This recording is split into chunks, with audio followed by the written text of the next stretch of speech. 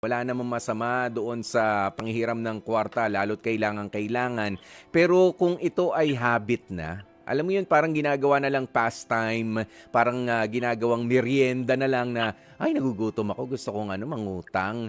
200 lang naman eh, 50 pesos lang naman eh. Alam mo, hindi rin kasi magandang ugali yun. Kapag ka hindi mo kaya, yung gusto mo, hindi mo kayang bilhin, di wag mo munang bilhin, pagtrabahuhan, pag-ipunan mo muna, kahit pa sabihin na 100 pesos lang yan eh, 200 pesos lang yan eh. Kapag ka wala, di wala.